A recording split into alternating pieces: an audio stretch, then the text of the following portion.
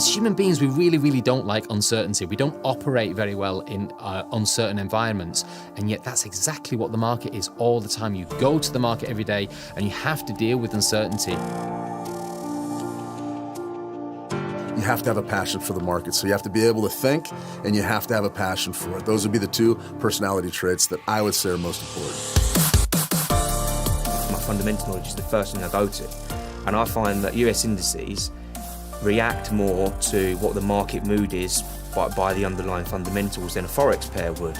My play for the NASDAQ is one last run up to give this high a go. The ability to go into a trading room like How to Trade and get perspectives from all over the globe. We have everybody from everywhere that trades all kinds of different things, all at different stages of their journeys. You truly get really a broad view of the markets and viewpoints that aren't necessarily the same. And always remember, there's somebody on the other side of your trade. In my opinion, our far right, our outliers here are being wildly undervalued. It's okay to be a beginner with us in our community, and it's okay to have some experience. If you've got a community there and people around you, whether you're not necessarily just talking about the markets, but you're talking about something else to take your mind off it, that community feel gives that. We have a fantastic academy. You don't get educational content that runs alongside prop firms and live streaming and experienced members as well with trade ideas. You don't get that unique combination all in one place that often, and you do get it with How to Trade. And that's really powerful, I think, in terms of having that course in front of you that you can learn from and perfect, and you can tweak fit to how you feel suits, and then become funded from that. And be a true entrepreneur, really, and try to level up in life. It's just a question of applying it, and then the trade ideas that come as a result of that, and then all of a sudden, bang, you've got a great trading edge. Get good at one market.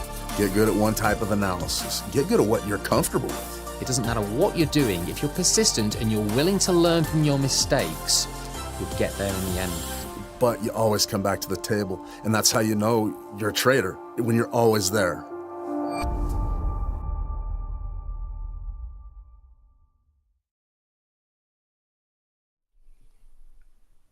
Hello and welcome back to the Trading Room. I'm Shane Vernier. He's Nick Quinn and Connor Woods joining me from across the pond. We want to welcome everybody that's live on YouTube at ForexSignals TV and everybody that's inside of our How to Trade ForexSignals Trading Room. It's great to see everybody. This is a red letter day in finance. Gentlemen, we broke out the nice threads. We're all business today. We're waiting on that Fed quarter point rate bump, we do believe, but it's not 100% yet. It's not necessarily a sure thing. Nick, what do you think? I mean, what are we looking at here? What are the stats? Yeah, I mean, it's going to be an amazing session in front of us. I think it's such an exciting week for everyone. There's so much going on. We've got the Bank of England tomorrow, and we've also got the ECB as well. But we've got to sort this Federal Reserve out. This is what we're going to have on the cards today. We're looking for 25 basis points out of the Federal Reserve. I suspect that is pretty much the done deal. It's not necessarily whether we're going to get that. It's the context that's going to surround that press conference. That's coming up in about 3/4 of an hour. We are expecting a unanimous decision. Currently, the US interest rates are at 4.5%. We are looking for an increase to 4.75%. But what will the actual change be? Well, for me, the actual keywords that I'm looking for in the press conference are the words ongoing increases. If there's any change to that dialogue, that is the thing that's really going to sort of make me stand up and listen. I think that would basically alter the meaning of the whole thing. That would mean we are less hawkish, and that is something that is definitely not been in the lexicon of the Federal Reserve, because they've all been maintaining that hawkish stance since Jackson Hole. I've written out a few key points here as well. 4 key things which I think are important. The suggestion that the dot plots are now the baseline for the policy path that they're going to follow. I did that in the early session this morning. Also as well, bear in mind that he might repeat that rates are to remain restrictive for some time. That too is hawkish as well. He may potentially play down the potential for 2023 rate cuts. He certainly should do, unless there's been a big shift. And we're looking for potentially no suggested change to quantitative tightening, which would most categorically be putting the cat amongst the pigeons. So yeah, it's going to be a very, very, very interesting session. It's sort of an interesting, just for the newbies, the market newbies, the folks that are just starting trading and they're just starting to follow some of these fundamentals. the nomenclature, sort of the verbiage of the business. Well, Connor, can you explain to us a little bit about what a dovish play and a hawkish play would mean? Because we're going to be using those words repeatedly today, dovish and hawkish, as in regards to the interest rates and the entire market dynamic. Yeah, well, first of all, good evening, everyone, on YouTube and in the trading room as well. Tortoise Trader says you guys are all looking your Sunday best, which is a nice comment. 10 to 7 in the evening. And yeah, lots of excitement in the room, and I follow that and I echo that excitement as well. When we're talking about hawkish and dovish, because it's probably the term that when, for example, my family listen to me talking about trading, like you're always saying hawkish and dovish, and I guess that's a concept we really need to get our heads around. But it's really simple. Generally speaking, when we're talking something that's hawkish, we're talking about a dollar up or a currency up and the stock market to go down. When we're talking dovish, we're talking dollar down or a currency down and stocks up.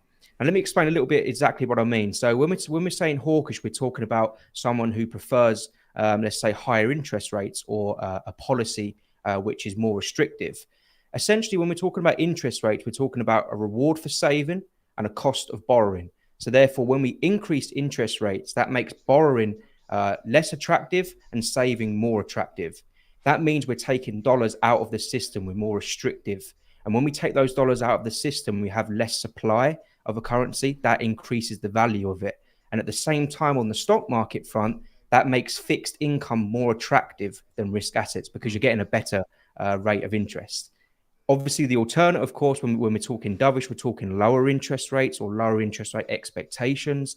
That's to stimulate spending, more dollars in the system, more supply, making them less valuable. The value then goes down. That makes fixed income as well less attractive in comparison to risk assets. Therefore, we see stocks higher. And that's pretty much how it is. So. Well, I mean, the verbiage is everything. And today we're going to be looking for certain buzzwords. Nick just covered a little bit of that as well. Certain buzzwords out of Jay Powell during that presser. And things like restrictive policy, accommodative policy, neutral policy. We haven't talked much at all about flat and neutral policy and what that could mean to the markets. Is it neutral at a higher rate? What does that necessarily mean? And or are we talking about a rate cut late in the year, like we think that may be coming our way, or we think the markets think that?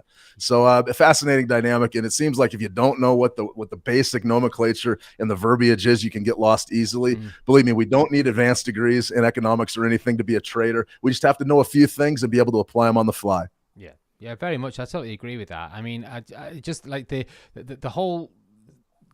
The whole thing about today, for me, is not necessarily that we are going to get 25. I mean, if we didn't get, just a quick scenario, if we actually got more than 25 and we got 50, I mean, that would absolutely explode the stock market and it would tank very quickly. That would be incredibly hawkish. I don't think that we're going to get that, so it's not necessarily about that. But there is this disconnect between what the market is pricing in on the dovish side and what the Federal Reserve have been saying. And we had a very good debate earlier on about where those types of things are actually coming from. Maybe we can touch on it later. But there's certainly a lot of anticipation and people looking to Jay Powell today to actually put some connecting tissue back together between their point of view and the market, because the market is starting to run away with this a little bit, I would have said.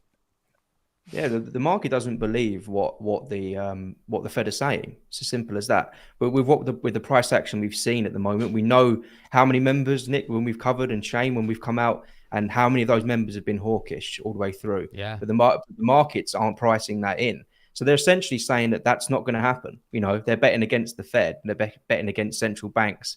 And from experience, that doesn't tend to end too well.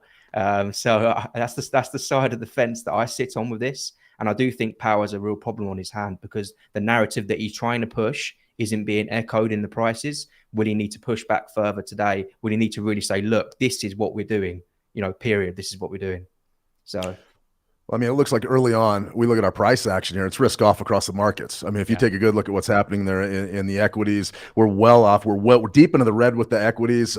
When we look a little bit about our commodities, we've had a long discussion about crude oil today. And it really does look like that. I mean, that is a hawkish reaction to crude oil. Remember, as that dollar gains value, commodity prices typically take a hit. And today, we usually see tight ranges. It's very rare to see a trend day down in something like a commodity there that's dollar related. So, I mean, if you guys were going to look around the markets, let's see, we have Arshana on YouTube asking us to analyze gold, please. Does anybody have any thoughts on gold?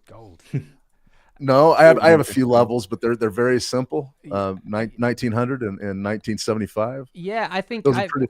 I think that I'm looking to the upside for gold from here. I mean, I've just got on this chart in this bottom left hand corner here. You can see the 1 hour chart, and this type of structure here, that's got a kind of sort of almost like a head and shoulders quality to it. We've got what looks to be a very firm left shoulder here on at the end of yesterday's price action. A V-shaped reversal is quite rare in price action terms, but the way that we've sort of chopped both sides of the bid and the offer today in today's price action, I think I'm looking for, commercial hedgers who I follow religiously. They are pricing a higher gold price from here. So I'm gonna stick with that. I would actually prefer the bearish side. I think there's a long way down for this gold market, and since the beginning of the year, it's got it's been far. I think it's 8% up since January. I think so. It's been a relatively healthy bull market in gold since the start of the year, and I think that's a bit overbaked. But I cannot get away from the fact that the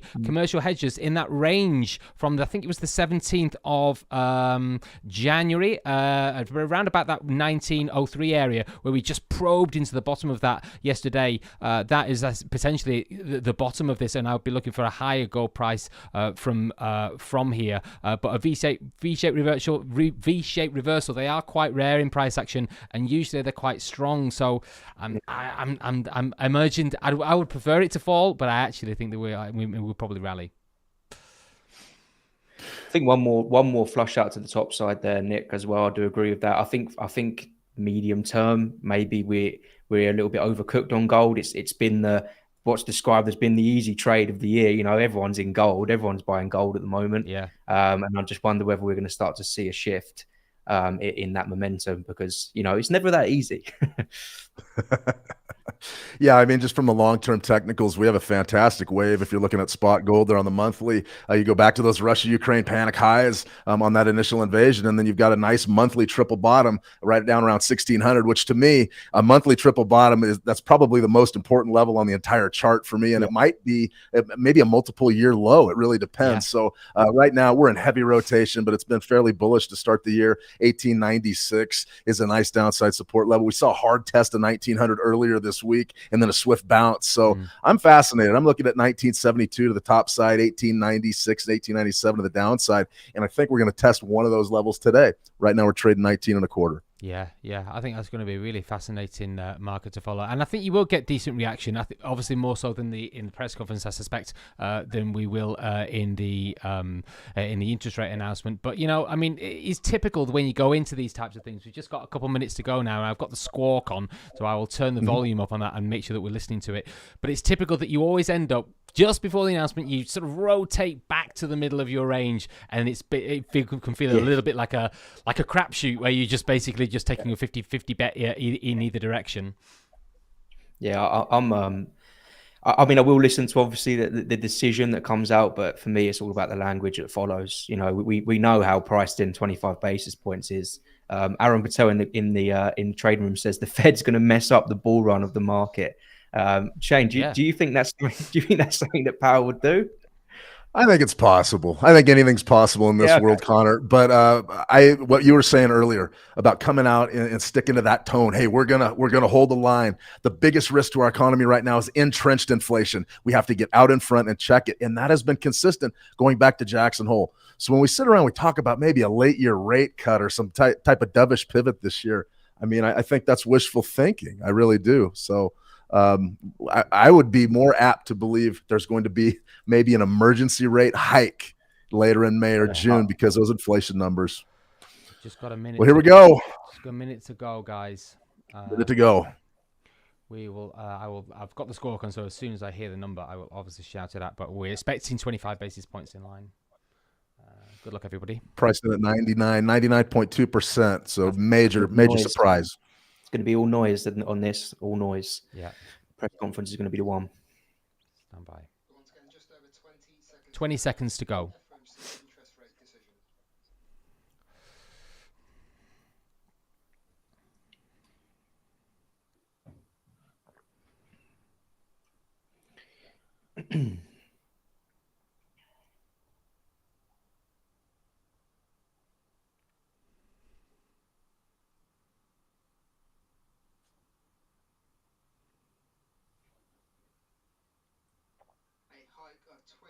25. We got the 25.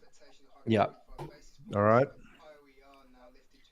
seeing a quite a big set. Wow, look at that spike. I think generally speaking, with it being 100% priced in, the risk here is that, everything's just sort of let go because, it's already 100% priced in. So Yeah. is something that we're going to get expected. We're going to see potentially a fall off because, it's already been priced in. So So we got interesting. the hawkish reaction on that. Obviously, bear in mind, I mean, what questions are we going to be looking at now? I mean, are they going to ask the question, is that it? Obviously, most economists are now starting to say we will get another 25 next month. That is the plan. Are we in a situation where we're going to maybe potentially start thinking about that's it? Just like the Bank of Canada, they were very, very firm in their signaling, saying that's it, we're done. That is that a potential question that we're going to be asking now in the press conference? It has to be. I mean, it absolutely has to be. That is the question. Are we done or are we not done? I believe that we'll look at our Fed watch here in a second here, but I think that we're priced in. This was priced. Hawkish reaction right away. We're right up about around 102. We're spiked right back to 102 in the DXY. So for me, I think we're on pins and needles right now, Nick. Nothing's been decided by that quarter point. Absolutely nothing. No, I mean, that's the weird thing about forward guidance as well. There's very muted reaction off those kinds of things simply because of the fact that they did exactly what they said they were going to do on the tin, so there's nothing strange about that. But we've got the Fed Watch tool up now. So, I mean, obviously there's that's now a done deal. But if you move that forward now to May, that's an interesting looking chart, that, Shane. Absolutely. I mean, this is when it should happen. Is this when our risk off event happens? Is it May? Is it June? Is it right there in the early summer? Fascinating situation. Inflation typically peaks or typically gets hot during the summertime with the weather. Those energy prices go up, inflation spikes. Does that bring the pressure in for an emergency rate hike? Yeah, it's weird. I mean, we're going to get a press conference now in about half an hour's time, so we will obviously we'll cover everything to do with that. But there's definitely an opportunity now to break down some of the detail in terms of what is this all entail. Now, clearly, there's a disconnect between the market and what the Federal Reserve has been doing, and we had a bit of a discussion before about. Clearly, those interest rate traders, you can see there in that FedWatch tool, somebody somewhere is pricing in emergency rate hikes or further interest rate hikes at some point in the year. What is behind that? What is driving that? Who are those people and what are they potentially seeing that everybody else is not seeing? Long-term hedging. It's an expensive game, and when these folks make their plays, they make them 6 to 9 months out. I mean, Nick, with your analysis of those commitment of traders and the open interest, I think that's exactly what you're seeing here right now. It's speculation, not really for what we're going to do in March or May or even in this summer. Where are we going to be in December? Are we going to be up above 5% like a guy like Cash Cowrie believes, 5.4% by the end of the year? So that is the debate, and that's why 2023 is completely different than 2022. We knew they were going to tighten throughout last year. It was going to be a hawkish dollar, everything else be darned to restore pricing stability. 2023, we don't know. We know that we're going to be hawkish to begin, but we don't know how this year is going to develop. And that's where all these different viewpoints come in. Yeah. That's why it's great being a trader. We get volatility and we sit back and trade it. Yeah. Well, my question is does it matter? Does it matter where that Fed fund rate is within reason, obviously? So if we're talking 4 3/4, a 5, just above 5, does that actually matter anymore? Or does what matter how long it stays that way? When you talk about entrenched inflation, they were always going to be able to get that. I think that first couple of percent down because of the volatile prices. But it's now about, for me, and I've said it before, where I think inflation is going to base out. Because if we base out at 3.5%, 4%. The Fed aren't going to be able to necessarily cut rates, are they? So for me, it's not about where that fund rate is anymore. It's more about how long they've got to keep that there. So when we talk about unchanged policy, the longer that remains unchanged for me, the more hawkish I am. Yeah, I mean, one of the big questions we had during the last one of these events was, is 2.5% going to be good enough? Inflation is 3% going to be good enough? I mean, do we keep rates at 5.25 for say 24 months, and we just can't seem to get back to where we were before COVID? At what point does the towel get thrown in and say, it's a new world? 2.5's good. 3 is good. What do you think, Nick? Yeah, I don't know. I suppose, I mean, they're looking for it to land around, I think the headline was to land around about August, and then the core would be a little bit delayed from that, up to maybe towards Christmas. But, there's a lot of, it depends how you want to look at it. There's certainly a lot of tightness now in this inflation, and the stuff that I was reading this morning was basically signaling that there was going to be quite a sharp decline in inflation from here. Now, whether that means that it's going to then, the Federal Reserve is going to overcook it, because that's what they don't want to do. Because what you don't want to do is you don't want to just lower, hike into the system, and then all of a sudden inflation suddenly drops precipitously, in a vertical fashion, and then you end up going under that 2%. Now, I don't think that's going to happen, but you've got to very carefully steer the ship so that you just time it just right. And I don't think that that it's very helpful when the market's is constantly trying to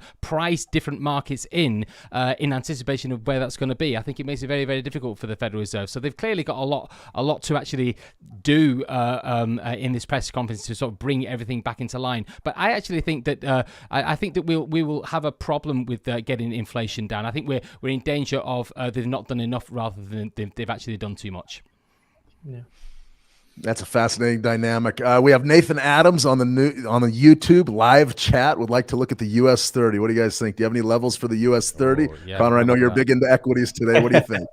Yeah, I do have some levels on the US 30, to be fair. What I found fascinating about the way the US 30's moved in comparison is last year we seemed to have quite a nice correlation or link between the three. And the three, I mean the US 30, the S&P, and the Nasdaq. And that the Nasdaq was always tended to be the weaker one out of the three, with the S&P in the middle, and the Dow tended to be the stronger of the three.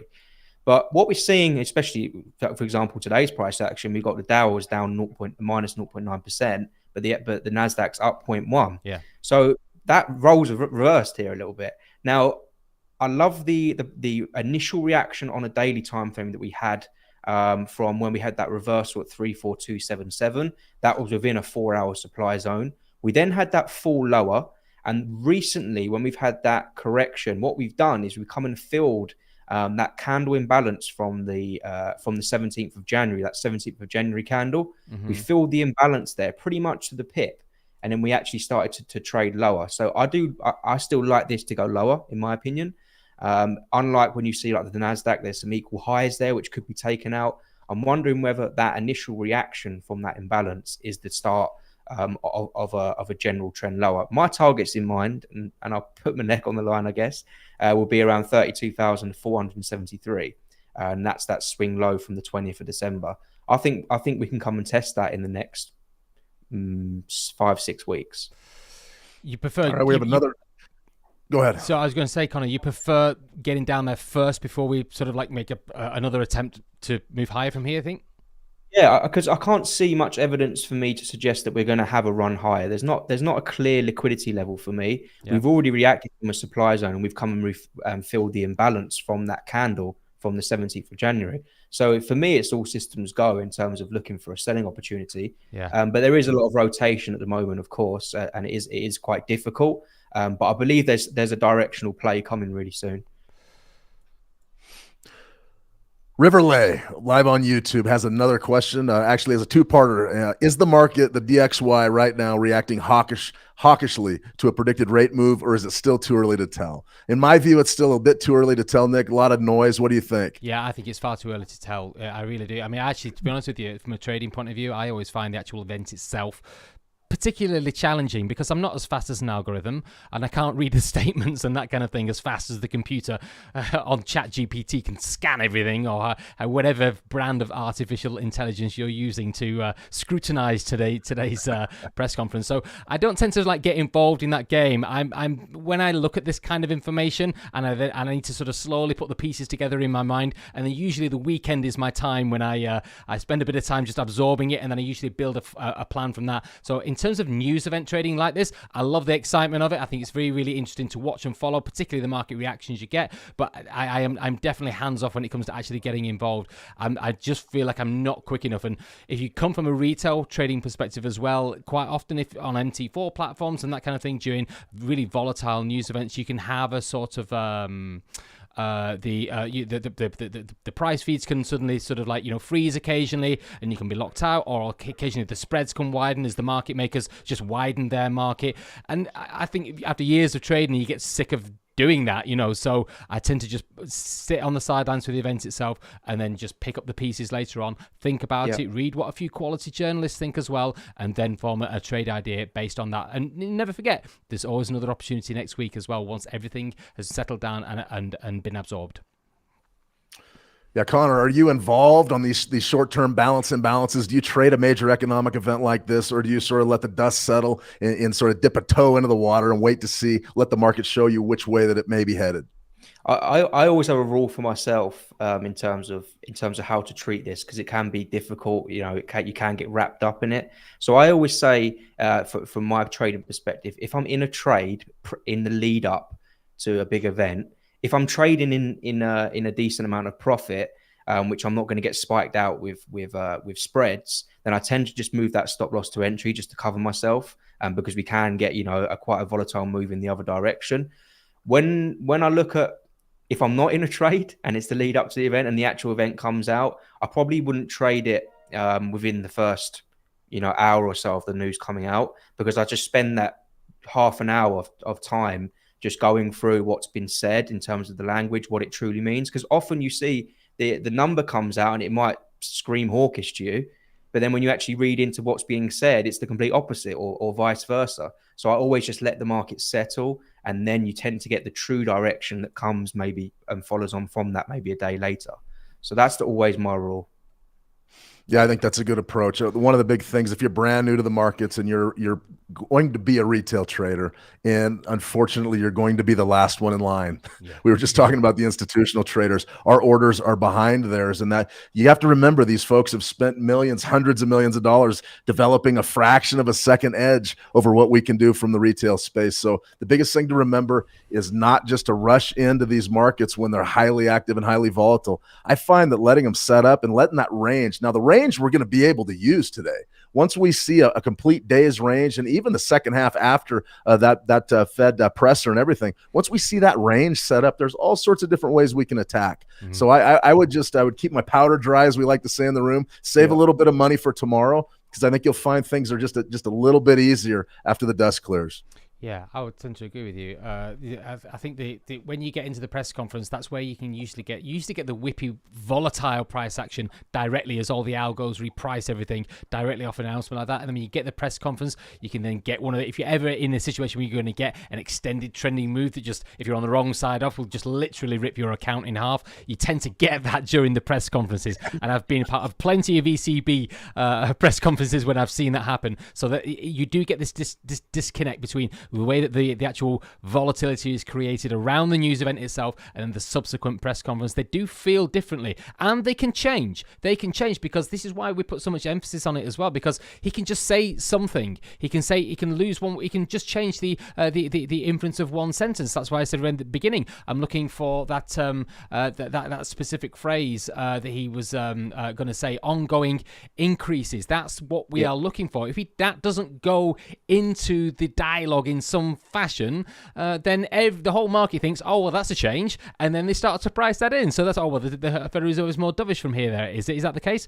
So I think it's going to be the press conferences is always far more important. One thing that we could maybe just run through is on the tightening side. This is an area which I'm fascinated to see if we actually get any dialogue around this. The Federal Reserve have been pretty quiet with how they have been discussing the tightening of the balance sheet now. So basically what that is meaning is you can tighten the system by hiking interest rates, but bear in mind that we've had 10 years of quantitative easing, and there's not that many people that have not heard of the phrase quantitative easing, and that is basically the printing of money. That money is done through the function of how it works with bonds, and all those bonds sit on the Federal Reserve balance sheet. So what they're doing now is they're tightening the system and they're getting rid of some of those bonds. This is this screen that you can see in front of you here. This is the current state of affairs when we're talking quantitative tightening. They currently roll off $60 billion worth of treasuries every single month and $35 billion worth of MBS every month. That's mortgage-backed securities. For those who were around in 2008, you'll know what that means. But this is the area that they've been relatively quiet in terms of talking about. Now, what I think the reason I think this is really interesting is if we do get any traction in this area today, and I'm not saying that we will do, but if we did, that would really sort of like kick the market into gear very, very quickly, because it's something that's it's definitely not been priced in, and it's something that is a bit of an outlier because there's not been much focus on it. So basically the question is this: will they start to sell some more bonds off the book? Will they actually start to get rid of some of those bonds off the book? And that would be a harder form of quantitative tightening. If they did, it would be a huge, huge game changer. And the reason is very clear, because as the Federal Reserve then sells them back into the system and takes them off their books, there'll be a lot of appetite for them because interest rates are now 4.75%. So if you were a bond investor, you'll just absolutely just lap that up. So it could be for me, that is the real thing that I'm going to look for some traction on. It may not happen, but it's always better to be prepared in these types of situations. Well, I think that would be some way to announce that we are serious about, the message we've been delivering is to do that, wouldn't it? So that'd be a perfect way. I back you on that. That's one of the things I'm listening to the most about any dialogue around that balance sheet. So I'm definitely eyes on that factor. Yeah, I mean that's a fantastic way to tighten, is hold rates high and then start reducing that balance sheet. And it's we always, I know I fall victim to it all the time. All I talk about is interest rates. Yeah. There's much more to shrinking that money supply than just rates. So you guys are right. The devil could be in the details today. Yeah. A few comments about the balance sheet from Jay Powell, and we're going to see a light show here, and we're already seeing it. Look at the action right now. I mean, it feels like it's palpable. Feels like that we're getting ready to hear something important, and stops down, leverage in check. Yeah. That's what I would recommend. Yeah, well, you see that any sort of dialogue around tightening in that fashion, because you're basically, instead of tightening the front end, you're tightening the back end of the system. By doing that, by sort of putting some dialogue and some flesh around that type of narrative, that's the type of thing that then suddenly the market shifts gear and everybody's sat there thinking, where's did that come from? I don't understand. You say that's your curveball that can get thrown in. So it really is. There's a lot at stake, and there's definitely some interesting things that could happen as a result of that. So we have now 13 minutes, I think, till the press conference. So let us have a quick look on YouTube. We're going to bring you the press conference live as well. I mean, you can watch it on YouTube if you like. But what we're also going to do as well is, even for those on YouTube, people on YouTube watching YouTube with YouTube playing in it. That's very, very strange. It happens. So what I'm going to do is I'll just check that we've got all the tech all sorted, because these things are a bit of a nightmare from a technical point of view. Yeah. Now we should have a bit of music playing. So let me just see if that actually works. Aha! Now that seems like we've definitely got some pictures there from the Federal Reserve, and hopefully we've also got sound going out. Now, if it's possible, if anybody in the room or on YouTube gives a thumbs up if they can hear the sound, it should be just quiet in the background. That'd be super useful.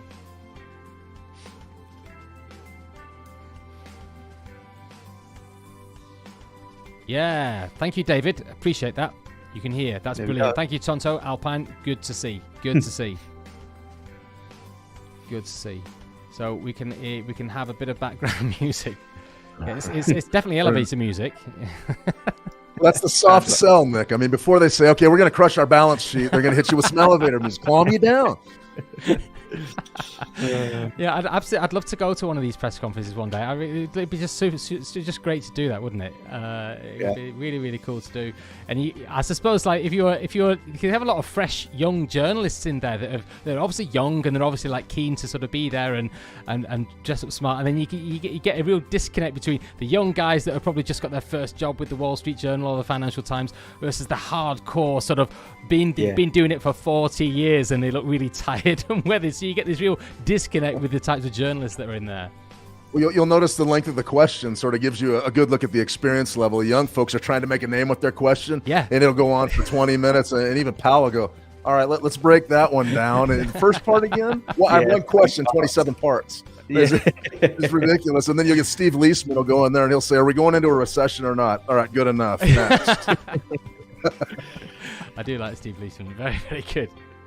He's been around. I remember him from 08. We were watching him every day. Is this going to end? Yeah, really good CNBC reporter. Yeah, really good. So we've got 20 minutes to go now. The other aspect that we could potentially look at, which is an interesting one, is to just look at some of the recessionary pressures that we've got. That are adding up to the base case of saying that inflation is going to drop down because our system is naturally being tightened by the barnstorming interest rate cycle that we've been on. So what do you guys make of this? This is a pretty comprehensive list. Well, it's the this is the fight, right? This is the trade-off between, you know, how far the Fed goes and the impact it has on the economy. And I found it interesting how we've said about that jobs market being the last one to sort of fall. But what I found significant about this month in particular is that those retail sales numbers.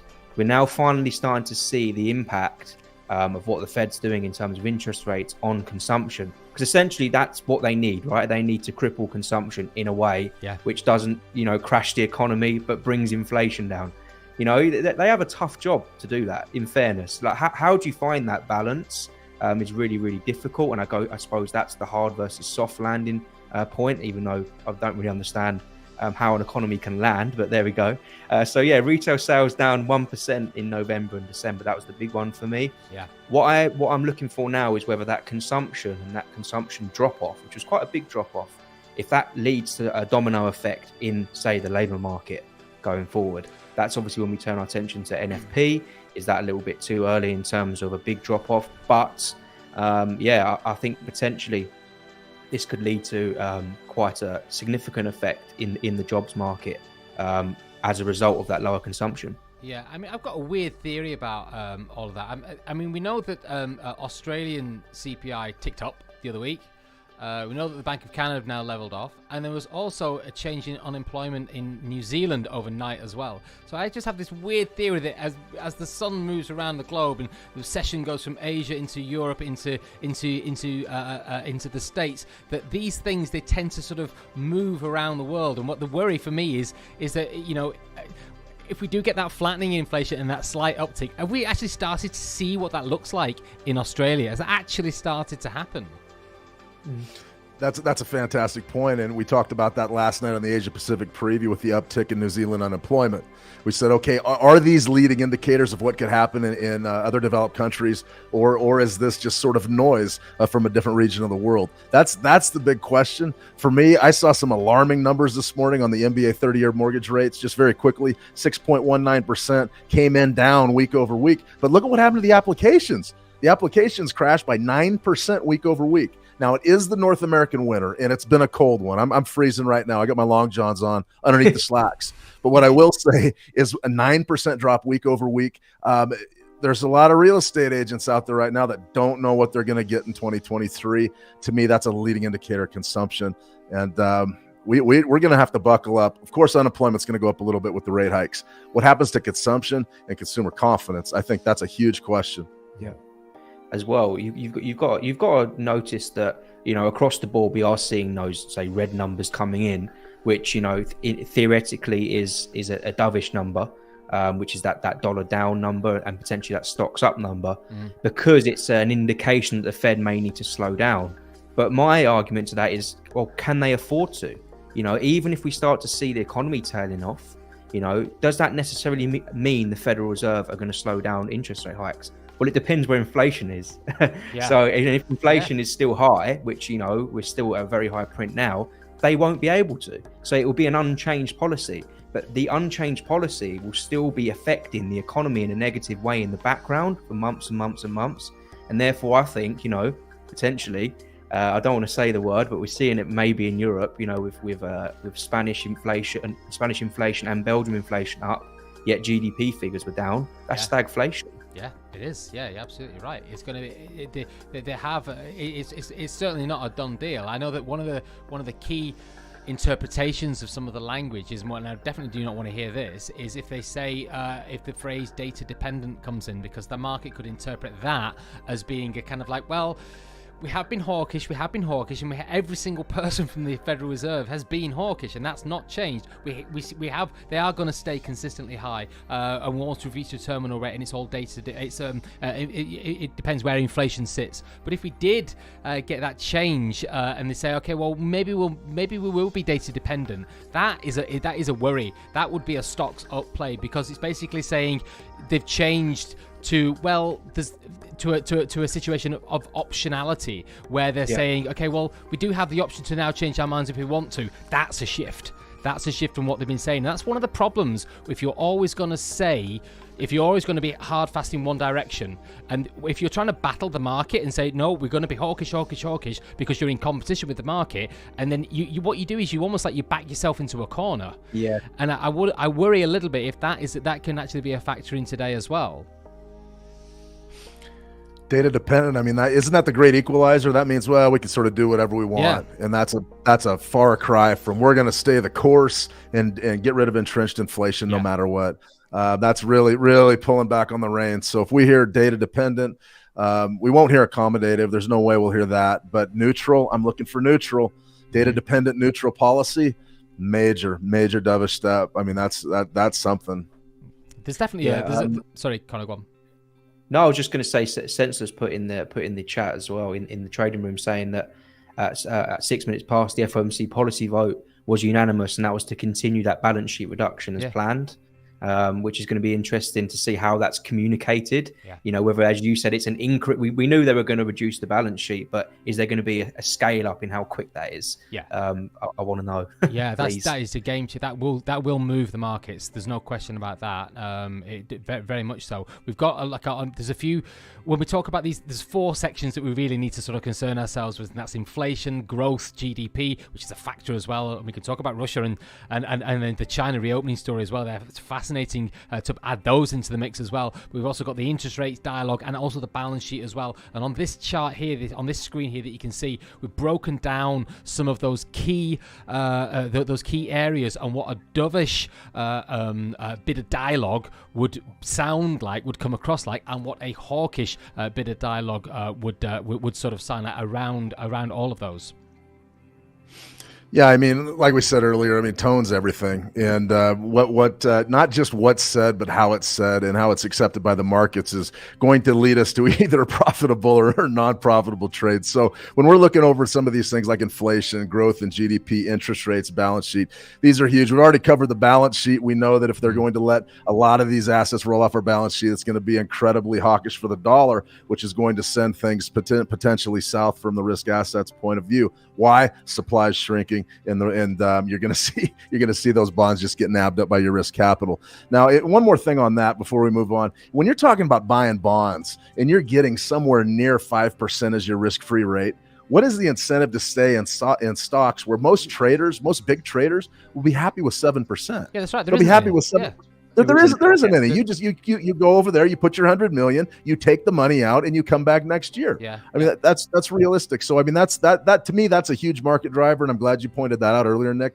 Fantastic stuff. As far as interest rates, I mean, I don't know that we're going to get much pop out of those the rest of the year unless we see a surprise rate hike or cut.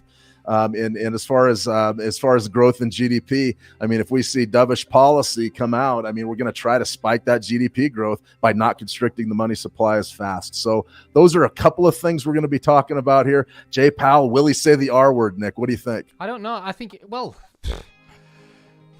I don't know. I'd like to think that we are not quite there just yet, simply because like the data out of Europe as well was certainly pointing to a slightly more solid bit of growth out of Eurozone this week. And then, everything that we went into the end of last year saying, yeah, Q1 recession, it's not totally solidified for me yet. Certainly not in Europe, and I suspect that there is still that slight question mark in the United States, but it is a slight question mark. But what you were just saying before about the stock market, then I thought it's absolutely fascinating. If you were a long-only fund and you were addicted to the Federal Reserve propping the bond market up and juicing the stock market, you were doing great returns in a long-only fund for like 10 years. That now has ended. So if you're now a long-only fund and you're trying to make a return in the stock market, all of a sudden the laws of gravity have come to meet you, and you've really struggled as a result of that. So there's definitely it's getting a lot harder out there. And I think what the market is constantly looking for, to go back to the days when the Federal Reserve says, "Don't worry, we'll prop it all up." We still not had that. It's not there. Absolutely right. I always forget a lot of young traders. I don't want to date myself too much, but a lot of young traders haven't seen a big, deep recession. Yeah. And I'm fascinated to see what happens to the markets when if we get into a situation like that. Well, it looks like we have the press conference is about to start. So should be good. I'm next to Powell.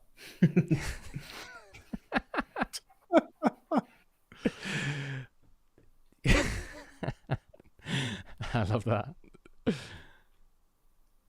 Here we go. Here he comes.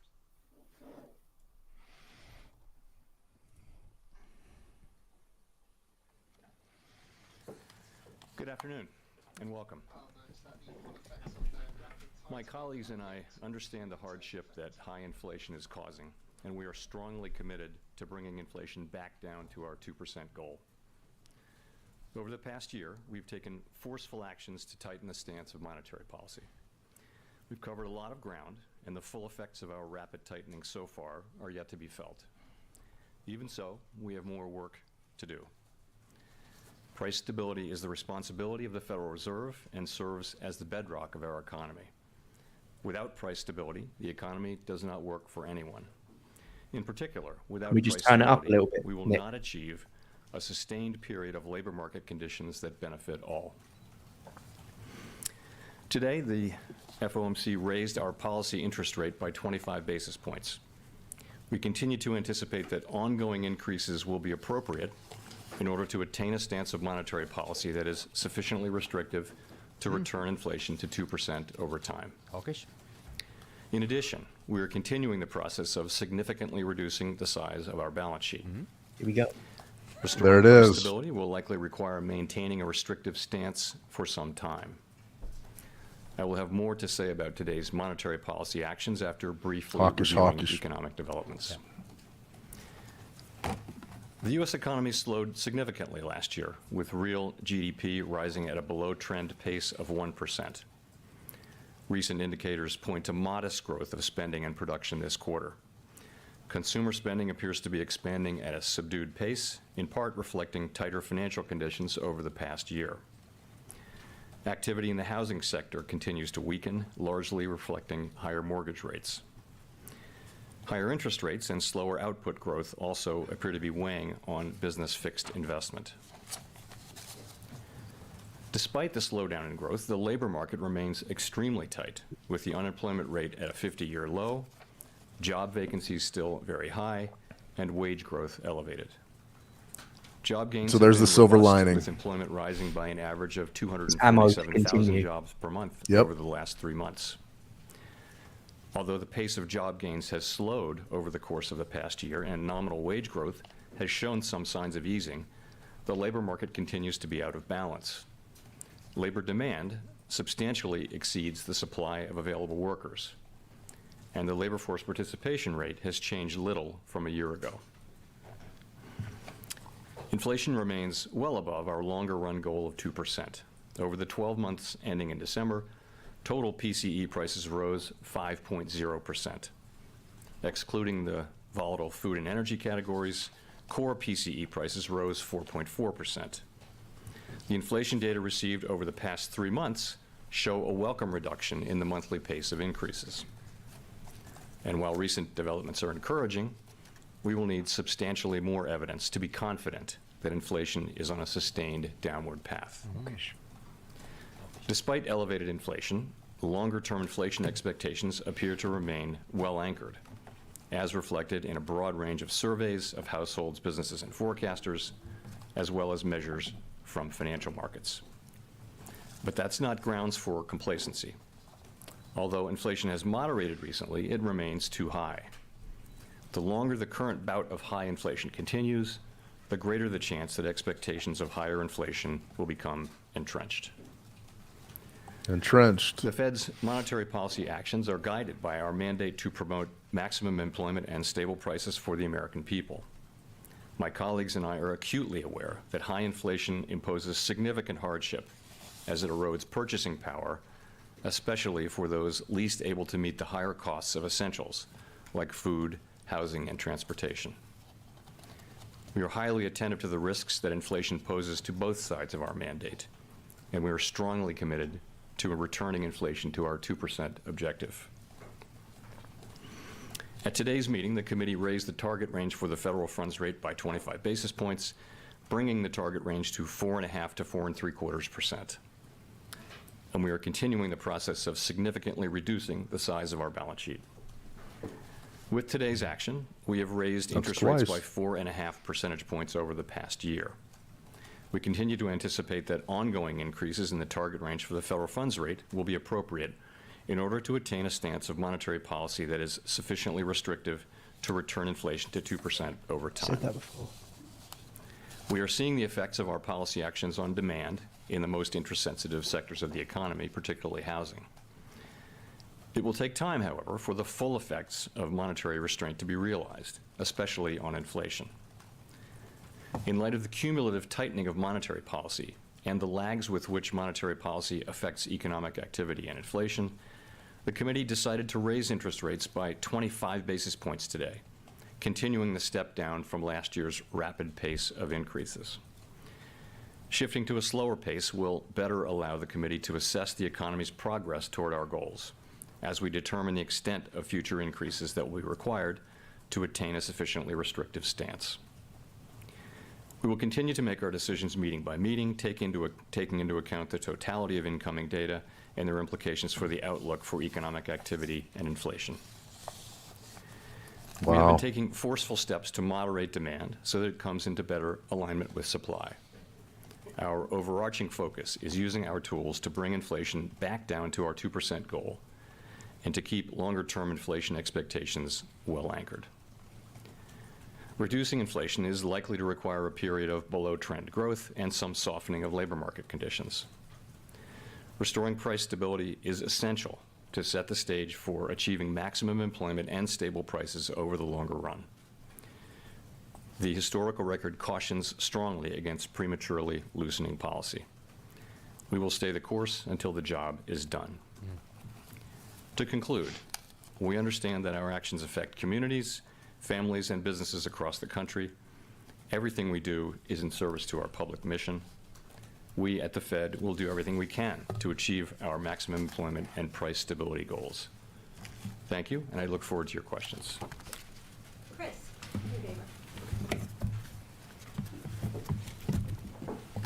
Chris Rugaber, the Associated Press. Thank you for doing this.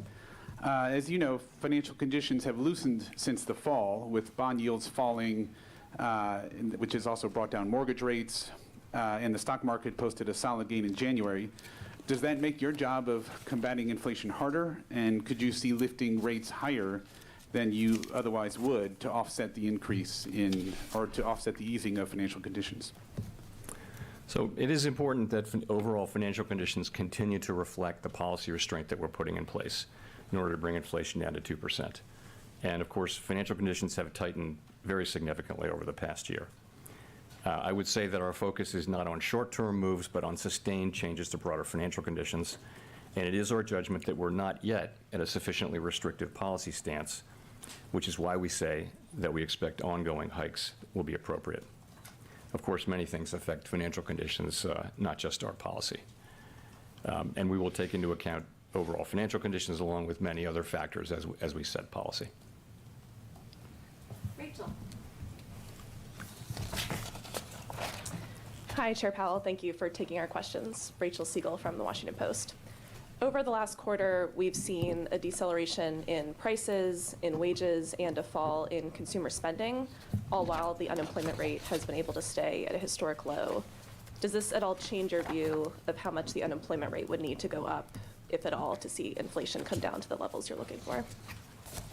So I would say it is a good thing that the disinflation that we have seen so far has not come at the expense of a weaker labor market. But I would also say that disinflationary process that you now see underway is really at an early stage.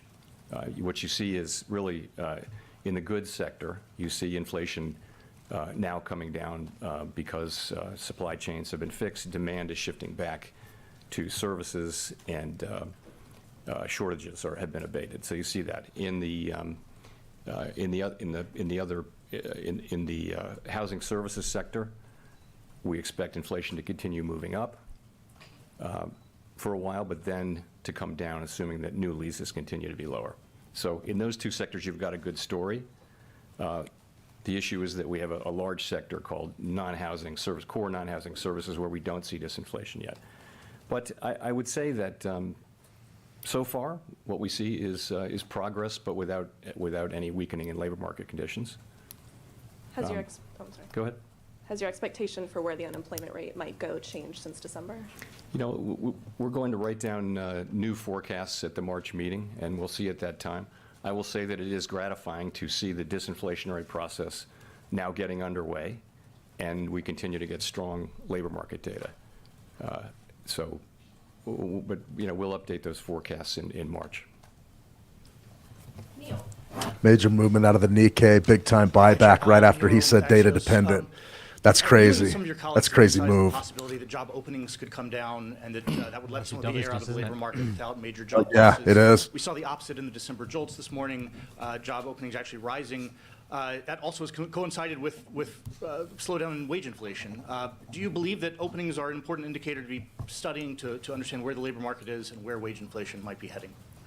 So you're right about the data, of course. What we've seen average hourly earnings and now the employment cost index abating a little bit, still off of their highs of 6 months ago and more, but still at levels that are fairly elevated. The job openings number in jolts has been quite volatile recently, and I did see that it moved back up this morning. I do think that it's probably an important indicator. The ratio, I guess, is back up to 1.9 job openings to unemployed people who are looking for work. So it's an indicator, but nonetheless, you're right. We do see wages moving down. If you look across the rest of the labor market, you still see very high payroll job creation, and quits are still at an elevated level. So by many indicators, the job market is still very strong. Colby and then Howard. Thank you. Colby Smith with the Financial Times. Given the economic data since the December meeting, is the trajectory for the Fed funds rate in the most recent SEP still the best guidepost for the policy path forward? Or does ongoing now mean more than 2 rate rises now? So you're right. At the December meeting, we all wrote down our best estimates of what we thought the ultimate level would be, and that's obviously back in December, and the median for that was between 5 and 5.25%. At the March meeting, we're going to update those assessments. We did not update them today. We did, however, continue to say that we believe ongoing rate hikes will be appropriate to attain a sufficiently restrictive stance of policy to bring inflation back down to 2%. We think we've covered a lot of ground, and financial conditions have certainly tightened. And I would say we still think there's work to do there. We haven't made a decision on exactly where that will be. I think we're going to be looking carefully at the incoming data between now and the March meeting and then the May meeting. I don't feel a lot of certainty about where that will be. It could certainly be higher than we're writing down right now. If we come to the view that we need to write down to move rates up beyond what we said in December, we would certainly do that. At the same time, if the data come in the other direction, then we'll make data-dependent decisions. Eurodollar wanting 110 now. Just as a quick follow-up, how are you viewing the kind of balance of risk between those two options of the likelihood of maybe falling short of that or going beyond that level? I guess I would say it this way. I continue to think that it's very difficult to manage the risk of doing too little and finding out in 6 or 12 months that we actually were close but didn't get the job done, and inflation springs back and we have to go back in, and now you really do worry about expectations getting unanchored and that kind of thing. This is a very difficult risk to manage. Whereas, of course, we have no incentive and no desire to over-tighten, but if we feel like we've gone too far, we can certainly, and inflation is coming down faster than we expect, then we have tools that would work on that. So I do think that in this situation where we have still the highest inflation in 40 years, the job is not fully done. As I started to mention earlier, we have a sector that represents 56% of the core inflation index where we don't see disinflation yet. So we don't see it. It's not happening yet. Inflation in core services ex housing is still running at 4% on a 6 and 12-month basis. So there's nothing happening there. In the other two sectors, representing less than 50%, you actually, I think, now have a story that is credible, that's coming together. Although you don't actually see disinflation yet in housing services, but it's in the pipeline, right? So for the third sector, we don't see anything here. So I think it would be premature, it would be very premature to declare victory or to think that we've really got this. We need to see, our goal, of course, is to bring inflation down. And how do we get that done?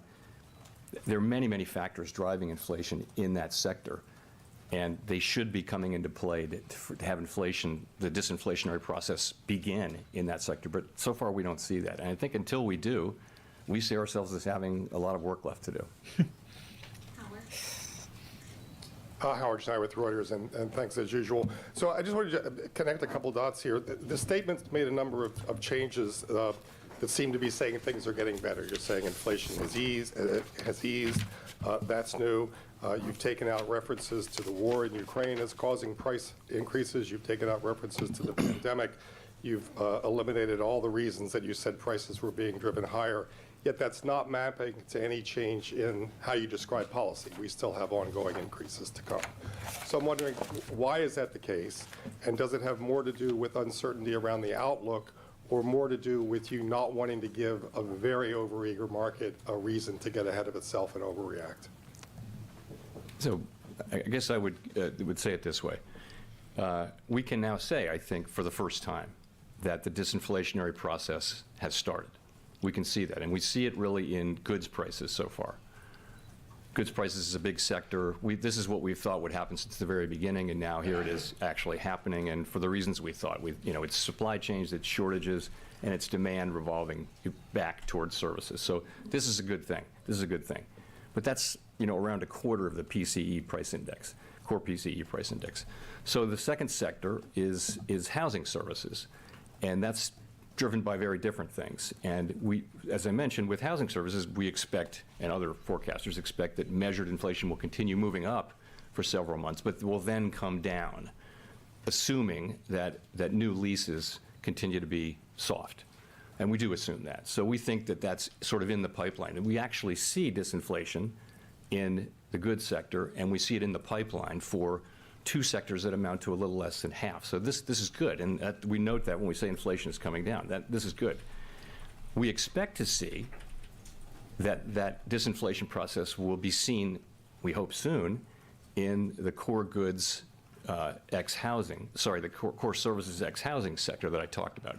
We don't see it yet. It's 7 or 8 different kinds of services. Not all of them are the same, and we have a sense of what's going on in each of those different subsections. Probably the biggest part of it, probably 60% of that is research would show is sensitive to slack in the economy, and so the labor market will probably be important. Some of the other ones, the labor market's not going to be important. Many other factors will drive it. In any case, we don't see disinflation in that sector yet, and I think we need to see that. It's the majority of the core PCE index, which is the thing that we think is the best predictor of headline PCE, which is our mandate. So it's not that we're neither optimistic nor pessimistic. We're just telling you that we don't see inflation moving down yet in that large sector.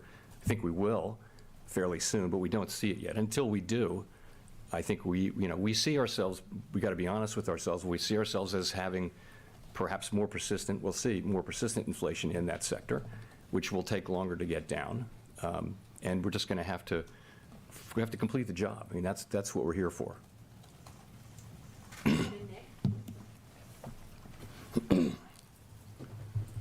Nick Timmeros, The Wall Street Journal. Chair Powell, you observed several years ago that we learned we can have a low unemployment rate without above target inflation, and we have learned lately that inflation can come down from its uncomfortably high level despite a historically low unemployment rate. Given that, and given how much you did over the last year, why do you think further rate increases are needed? Why not stop here and see what transpires in the coming months before raising rates again? So we've raised rates 4.5 percentage points, and we're talking about a couple of more rate hikes to get to that level we think is appropriately restrictive. And why do we think that's probably necessary? We think because inflation is still running very hot. We're, of course, taking into account long and variable lags, and we're thinking about that. The story we're telling about inflation is, to ourselves, and the way we understand it, is basically the three things that I've just gone through a couple times. And again, we don't see it affecting the services sector ex housing yet. But I mean, I think our assessment is that we're not very far from that level. We don't know that, though. We don't know that. So I think we're living in a world of significant uncertainty. I would look across the spectrum of rates and see that real rates are now positive, right by an appropriate set of measures, are positive across the yield curve. I think policy is restrictive. We're trying to make a fine judgment about how much is restrictive enough. That's all. And we're going to, that's why we're slowing down to 25 basis points. We're going to be carefully watching the economy and watching inflation and watching the progress of the disinflationary process. Did you or your colleagues discuss the conditions for a pause at this meeting this week? You'll see the minutes will come out in 3 weeks, and we'll give you a lot of detail. We spent a lot of time talking about the path ahead and the state of the economy, and I wouldn't want to start to describe all the details there, but that was the sense of the discussion, was really talking quite a bit about the path forward. Victoria. Hi, Chair Powell. I wanted to ask about the debt ceiling. Given that we've now hit up against it, I was wondering if the U.S. goes past the X date, will the Fed do whatever the Treasury directs as it relates to making payments as the fiscal agent, or will it do its own analysis of any legal constraints? So your question is, would we say your question again? Will the Fed do what Treasury directs as it relates to making payments, or will it do its own analysis of any legal constraints? So you're really asking about, you're asking about prioritization, in effect, is what yes, you're, okay. Yes. So I feel like I have to say this. There's only one way forward here, and that is for Congress to raise the debt ceiling so that the United States government can pay all of its obligations when due. And any deviations from that path would be highly risky, and that no one should assume that the Fed can protect the economy from the consequences of failing to act in a timely manner. In terms of our relationship with the Treasury, we are their fiscal agent, and I'm just going to leave it at that.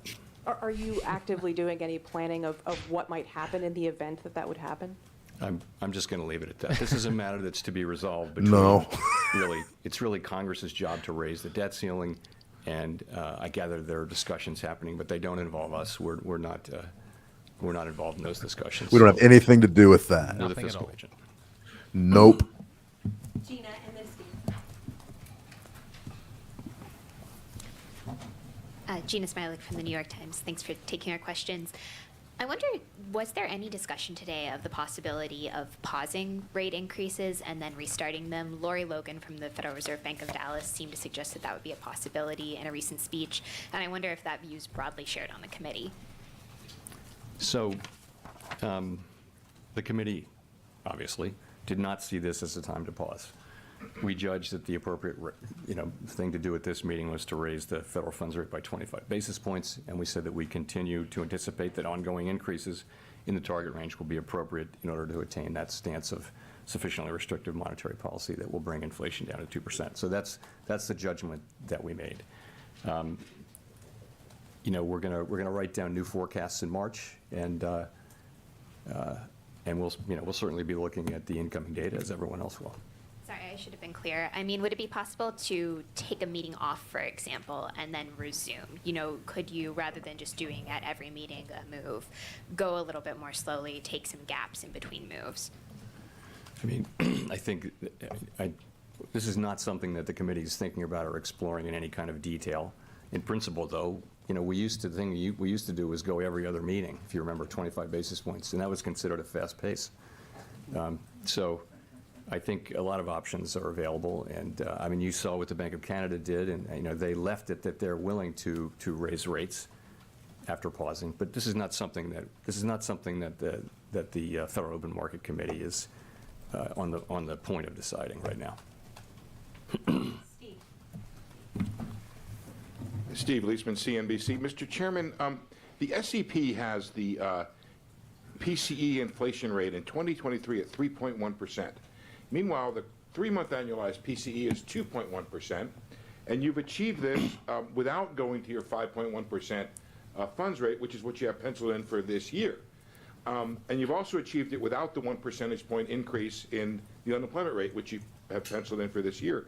I'm wondering if you've considered the idea of whether or not your understanding of the inflation dynamic may be wrong, and it's possible to achieve these things without raising rates that high, and also without the surge in unemployment. And specifically, I wonder if you might comment on the speech given by Vice Chair Lael Brainerd, who said, to the extent that inputs other than wages may be responsible in part for important price increases for some non-housing services, an unwinding of these factors. In other words, it may not be wages, the idea that it may not require unemployment rising to get this sector of inflation under control. Thanks. So a couple things. First, on the forecast, you're right. If you take very short-term, three-month, say, measures of PCE, core PCE inflation, they're quite low right now. But that's because that's driven by significantly negative readings from goods inflation. Most forecasters would think that the significantly negative readings will be transitory, and that goods inflation will move up fairly soon back up to its longer run trend of something around 0, something like that. So a lot of forecasts would call for core PCE to go back up to 4% by the middle of the year, for example. So that's really where the sustainable level is more like at 4%. So that would suggest there's work left to do. Let's say inflation does come down much faster than we expect, which is possible. As I mentioned, obviously our policy is data dependent. We would take that into account. In terms of the core non-housing services, as I mentioned earlier, it's a very diverse sector, 6 or 7 sectors, and so sectors that represent 55 or 60% of that subsectors of that sector we think are sensitive to slack in the economy, sensitive to the labor market in a way. But some of the other sectors are not. And for example, financial services is a big sector that's really not driven by labor markets, wages. So that's why I said there are a number of things that will affect. Take restaurants, right? So clearly labor is important for restaurants, but so are food prices. And transportation services is going to be driven by fuel prices, for example. So there are lots of things in that mix that will drive inflation. I would say overall, though, my own view would be that you're not going to have a sustainable return to 2% inflation in that sector without a better balance in the labor market. And I don't know what that will require in terms of increased unemployment, your question. I do think there are a number of dimensions through which the labor market can soften. And so far, we've got, as I mentioned, in goods, we have inflation moving down without the softening in the labor market. I think most forecasters would say that unemployment will probably rise a bit from here, but I continue to think that there's a path to getting inflation back down to 2% without a really significant economic decline or a significant increase in unemployment. And that's because the setting we're in is quite different. The inflation that we originally got was very much a collision between very strong demand and hard supply constraints, not something that you really have seen in prior, in prior business cycles. And so now we see goods inflation coming down for the reasons we thought, and we understand why housing inflation will come down, and I think a story will emerge on the non-housing services sector soon enough. But I think there's ongoing disinflation, and we don't yet see weakening in the labor market. So we'll have to see. Can we get there with 5%? Certainly possible. Yeah, absolutely, it's possible. It's a question no one really knows. I think it's because this is not like the other business cycles in so many ways. It may well be that that it will take more slowing than we expect, than I expect, to get inflation down to 2%. But I don't. That's not my base case. My base case is that the economy can return to 2% inflation without a really significant downturn or a really big increase in unemployment. I think that's a possible outcome. I think many forecasters would say it's not the most likely outcome, but I would say there's a chance of it. Michael. Michael McKee from Bloomberg TV and Radio. I'd like to pick up on what you were just saying about a substantial downturn and ask, with the full weight of your tightening not in place yet, and with the progress against inflation, there's still a lot of talk about very, very slow growth going forward in 2023. And the recession indicators are all suggesting that we are going to see recession this year. So I'm wondering if you've changed your view, or you have a more nuanced view of what you think the danger to economic growth is going forward, and whether you're very close to perhaps tipping it into the wrong place, which calls for more restraint on your part. So I do think most forecasts and my own assessment would be that growth will continue, positive growth will continue, but at a subdued pace, as it did last year. We had growth of GDP growth of 1% last year, and also final sales growth, which we think is a better indicator of about 1%. I think most forecasts and certainly my assessment would be that growth will continue at a fairly subdued level this year. There are other factors, though, that need to be considered. You will have seen that the global picture is improving a bit, and that will matter for us potentially. The labor market remains very, very strong, and that's job creation, that's wages. As inflation does come down, sentiment will improve. You also, state and local governments are really flush these days with money, and many of them are considering tax cuts or even sending checks. So I think that's going to support. They're also spending a lot. There's a lot of spending coming in the construction pipeline, both private and public, and so that's going to support economic activity. So I think there's a good chance that those factors will help support positive growth this year, and that's my base case is that there will be positive growth this year. Rich. Thank you. Rich Miller from Bloomberg. First of all, how are you doing? Fine, thanks. Fine. Good. Second off, I think earlier on in the press conference, you said you need to see substantially more evidence of inflation coming down. Can you give us some idea of what you're thinking of? You mentioned 3 months, that we've seen 3 months in a row. Governor Waller suggested he might want to see 6 months. Is it just the inflation data, or do you have to see the labor market coming back into better balance to have that substantially more evidence So metric? I don't think there's going to be a light switch flipped or anything like that. I think it's just an accumulation of evidence. So of course we'll be looking, by the time of the March meeting, we'll have 2 more employment reports, 2 more CPI reports, and we'll be looking at those carefully, as all of us will, and we'll be asking ourselves, what are they telling us? And soon after that, we'll have another ECI wage report, which, as you know, is a report that we like because it adjusts for composition and it's very complete. And the one we got, I guess it was yesterday, was constructive. It shows wages coming down, but still at a high level. They're still at a level that's well above where they were before the before the pandemic. So I don't want to put a number on it in terms of months, but as the accumulated evidence comes in, it's going to be reflected in our assessment of the outlook, and that will be reflected in our policy over time. But I will say, though, it is our job to restore price stability and achieve 2% inflation for the benefit of the American public. We're not, market participants have a very different job. And it's a fine job. It's a great job. In fact, I did that job for years, but in one form or another. But, we have to deliver that. And so we are strongly resolved that we will, complete this task because we think it has benefits that will, support economic activity and benefit the public for many, many years. Edward. Thank you, Michelle. Thank you, Fed Chairman, for taking the questions. So you've talked about we had solid job growth. I'm Edward Lawrence from Fox Business, by the way. We had solid job growth, a slight falling in the increase in consumer spending. It seems so far it's been relatively mild from the economy to go from a 9.1% CPI inflation to 6.5% CPI inflation. Is the hard part yet to come to go from 6.5 to 2? I don't think we know, honestly.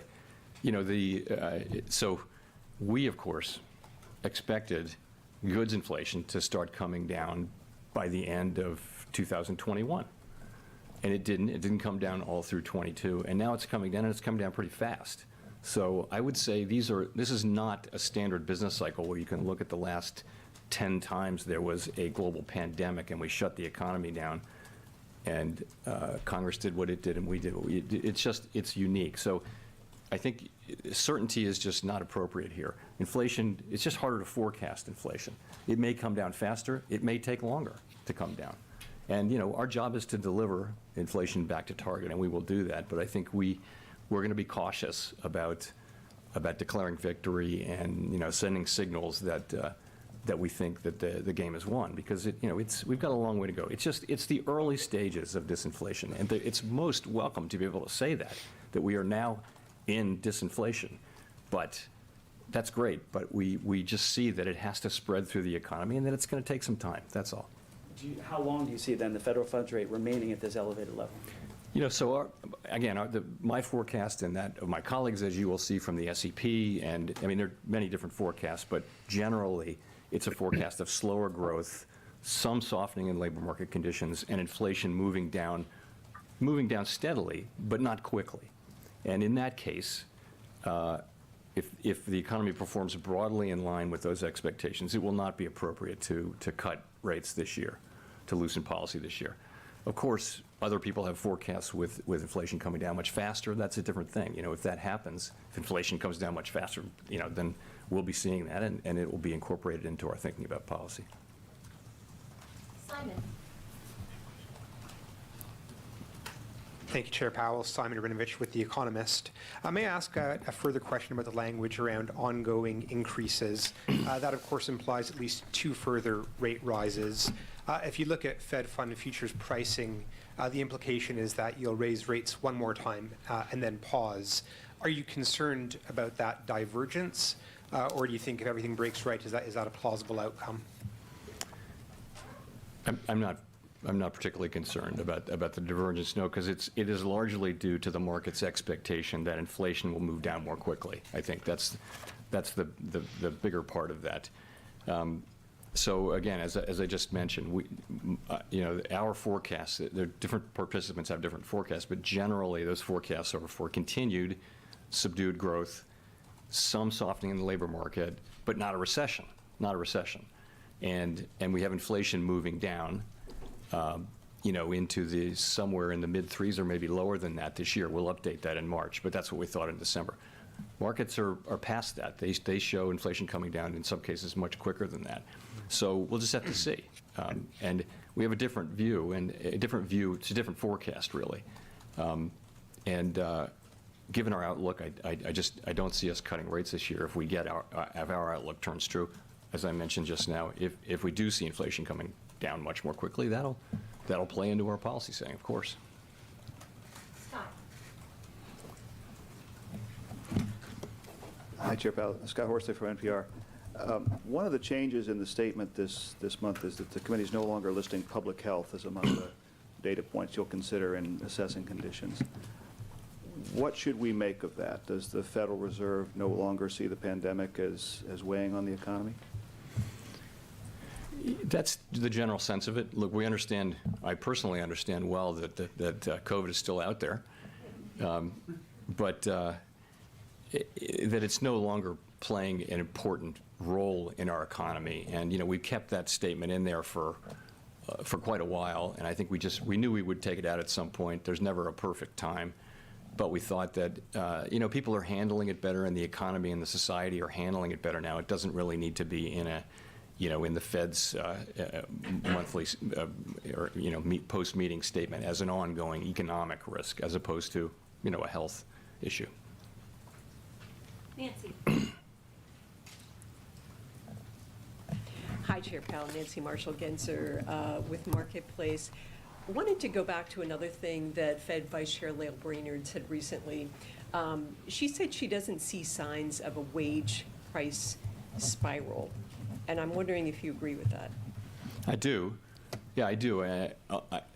You don't see that yet, but the whole point is, you know, once you see it, you have a serious problem. That means that effectively in people's decision making, inflation has become a really salient issue, and once that happens, that's what we can't allow to happen.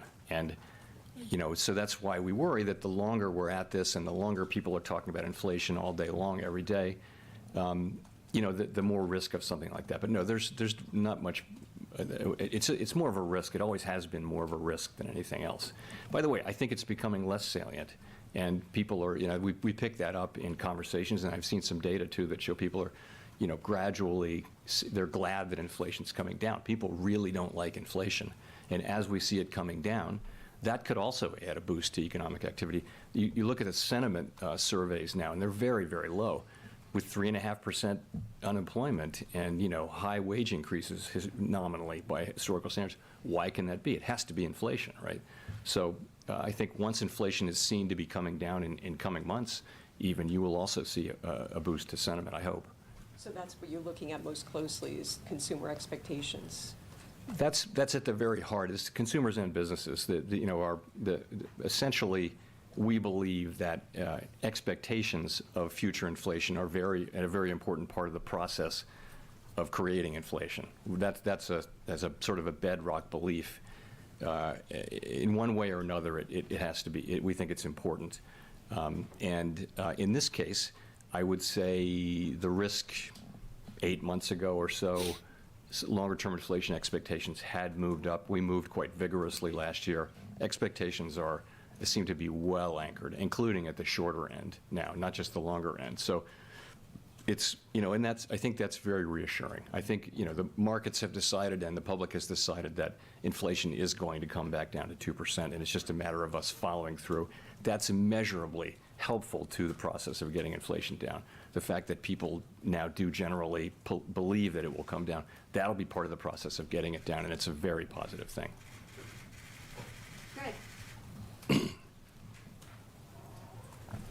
Thank you, Chair Powell. Greg Robb from Market Watch. In the minutes of the December meeting, there was a couple sentences that struck people as important. When the committee said participants talked about this unwarranted easing of financial conditions was a risk, and it would make your life harder to bring inflation down. I haven't heard you talk much about that today or in the statement, so I was wondering, has that concern eased among members, or is that still something you're concerned about? Thank you. I would put it this way. It's something that we monitor carefully. Financial conditions didn't really change much from the December meeting to now. They mostly went sideways or up and down, but came out in roughly the same place. It's important that the markets do reflect the tightening that we're putting in place. As we've discussed a couple times here, there's a difference in perspective by some market measures on how fast inflation will come down. We're just going to have to see. I mean, I'm not going to try to persuade people to have a different forecast, but our forecast is that it will take some time and some patience, and that we'll need to keep rates higher for longer, but we'll see. Let's go to Brendan for the last question. Hi, Chair Powell.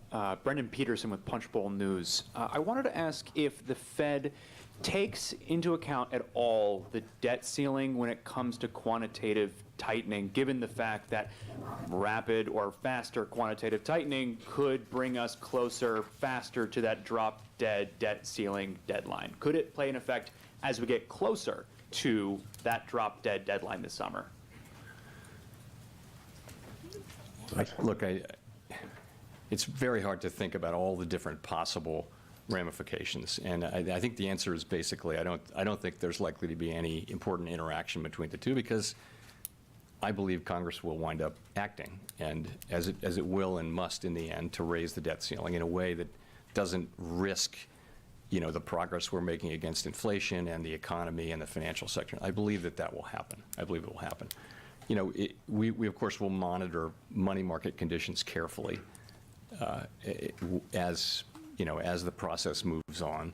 For example, the Treasury General account will shrink down and then it will grow back up, and we understand there'll be lots of flows between there and the overnight repo facility and reserves.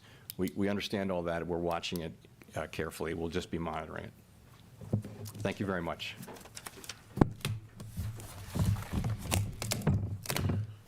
No, thank you, Mr. Powell. The last guy was from Punchbowl News. Never heard of it. Heck of a question he had there, though. Well, gentlemen, did anybody get a margin call? Did anybody in the room get a margin call? That was an absolute circus. I'm watching. Wow. I'm watching the Nikkei explode. I'm watching the yen gain ground. I'm watching Bitcoin rally. Does anybody have anything? I thought that was very interesting, and that was a pretty much another scenario where I think the markets don't believe the Fed.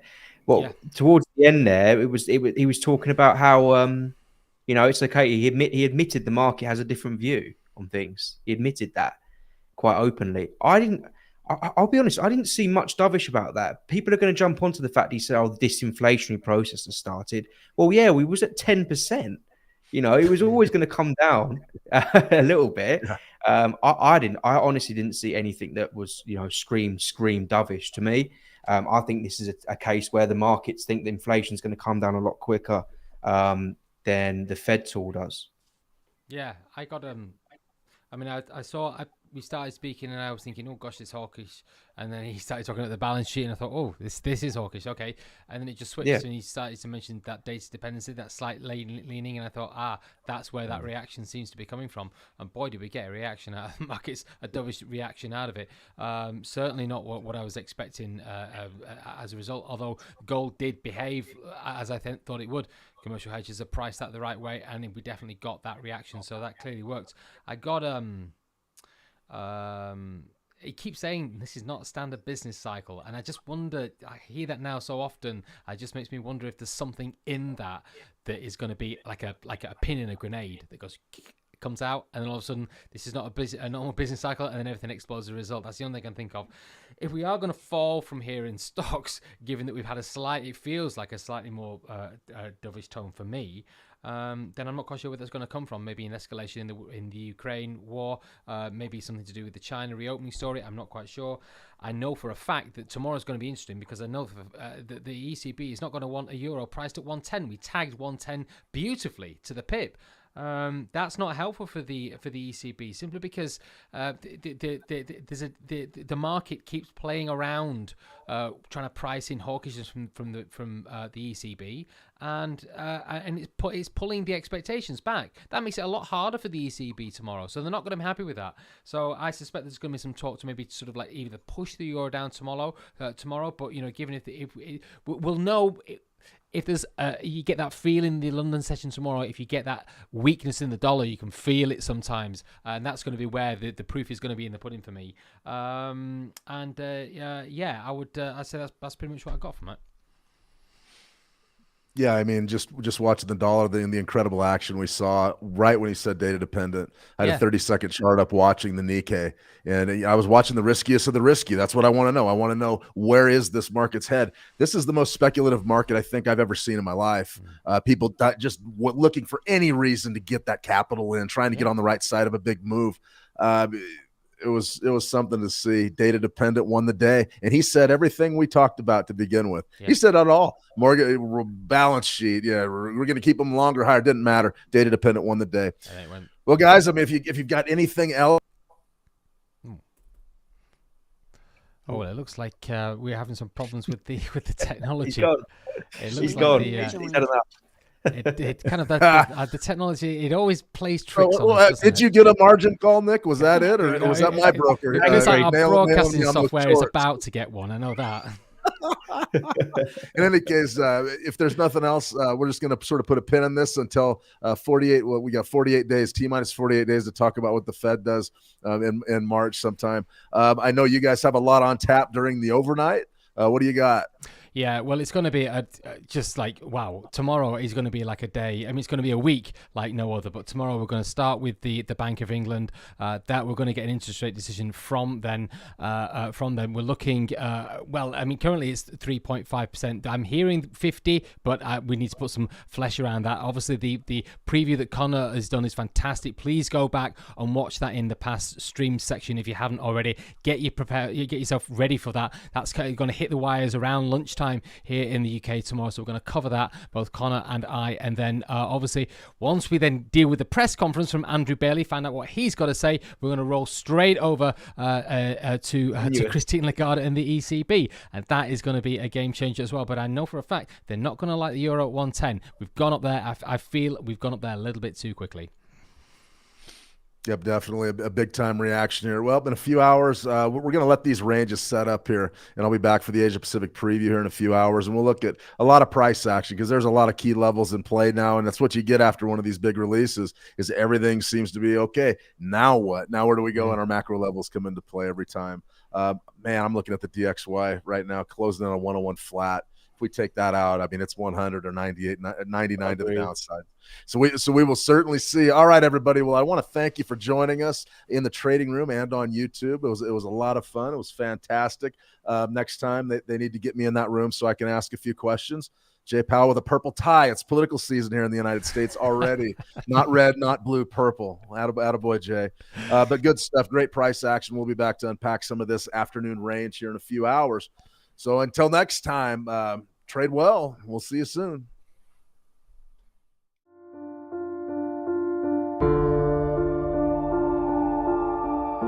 As human beings, we really, really don't like uncertainty. We don't operate very well in uncertain environments. And yet that's exactly what the market is all the time. You go to the market every day and you have to deal with uncertainty. You have to have a passion for the market. So you have to be able to think and you have to have a passion for it. Those would be the two personality traits that I would say are most important. My fundamental knowledge is the first thing I go to.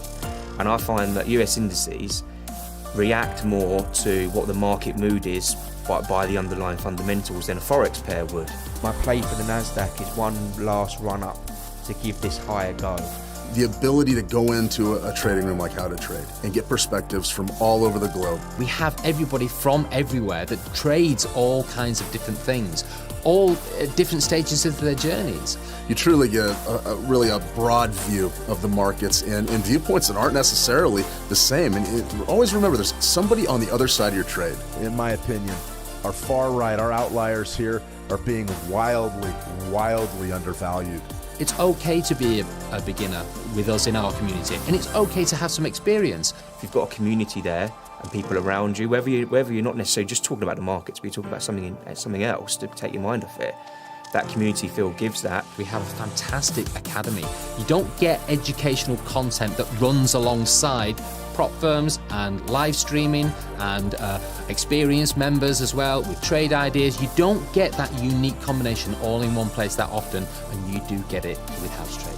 And that's really powerful, I think, in terms of having that course in front of you that you can learn from and perfect, and you can tweak fit to how you feel suits, and then become funded from that. And be a true entrepreneur, really, and try to level up in life. It's just a question of applying it and then the trade ideas that come as a result of that, and then all of a sudden, bang, you've got a great trading edge. Get good at one market. Get good at one type of analysis. Get good at what you're comfortable with. It doesn't matter what you're doing. If you're persistent and you're willing to learn from your mistakes, you'll get there in the end. but you always come back to the table. And that's how you know you're a trader, when you're always there.